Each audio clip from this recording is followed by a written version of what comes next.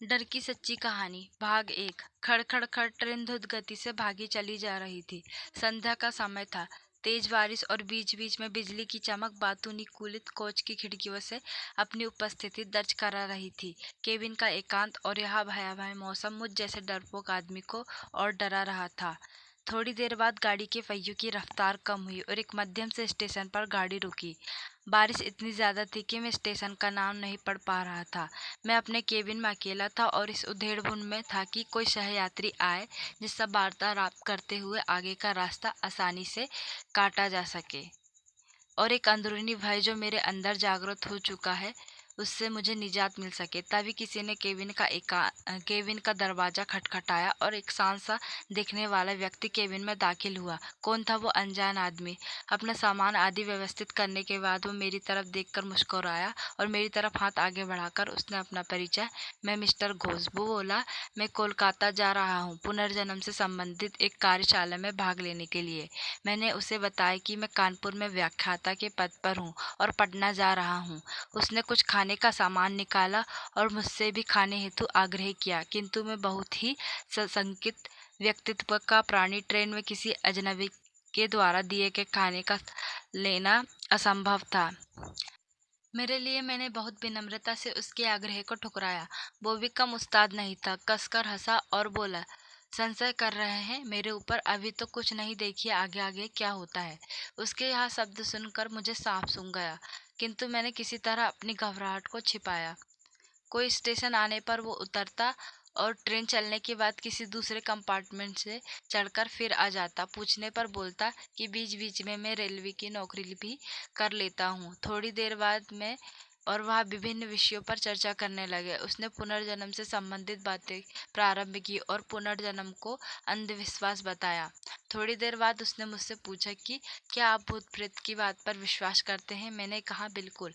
वो जोर से हंसा और बोला, यह सब बकवास है। मुझे भूतों पर विश्वास था, किंतु वो भूत के अस्तित्व को नकारता रहा। रात अपने यौवन पर पहुंच चुकी थी। चर्चा उपरांत मैं वातानुकूलित प्रथम श्रेणी के कक्ष में सोने का प्रयास कर रहा था। अचानक मुझे ऐसा अनुभव हुआ कि कोई मेरे गले पर गर्म अंगार रख रहा है। मैं हड़बड़ाकर उठा। कहीं कोई नहीं मेरे अलावा। उस कक्ष में मेरा वही सहयात्री था जो सामने की बर्थ पर लेटा घोड़े बेचकर सो रहा था। मैं भी फिर सोने का प्रयास करने लगा। तभी आंख लगी ही थी कि मुझे अपने पेट पर बहुत तेज दबाव और हंसने की तेज आवाज सुनाई दी।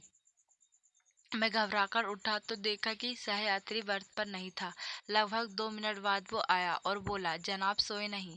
मैं अपनी घबराहट को रोकते हुए उससे कहा, अभी नींद नहीं आ रही। और मैंने अपने बैग से एक मैगजीन निकाली और पढ़ने का नाटक करने लगा। सहयात्री भी बर्थ पर लेट गया। कुछ देर में उसके खर्राटे केबिन में गूंजने लगे। मैं भी थोड़ा निश्चित हुआ और बर्थ पर आग बंद कर लेट गया। ट्रेन कभी धीमी होती, कभी रफ्तार पकड़ लेती, लेकिन मेरे दिल ने अब तेज रफ्तार ही पकड़ रखी थी। भय और घबराहट के कारण लघु शंका की इच्छा अपने आप जीवित हो जाती है और मैं टॉयलेट की तरफ मुड़ा।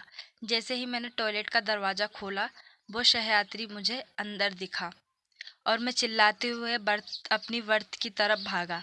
देखा तो सहयात्री इत्मीनान से अपनी बर्थ पर सो रहा है। मैंने घबराहट से उसे जगाया। वो बोला, अरे क्या हुआ? इतना मासूम लग रहा था वो जैसे कुछ जानता ही ना हो। और मैंने कहा, आप यहाँ पर भी और वहाँ टॉयलेट में भी?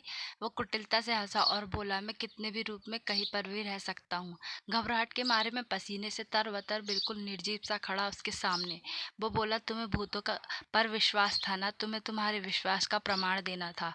तुम्हारे जैसे लोग के कारण ही हम भूत पिशाच लोगों का अस्तित्व है। इतना कहकर वो मेरी आंखों के सामने से अचानक गायब हो गया।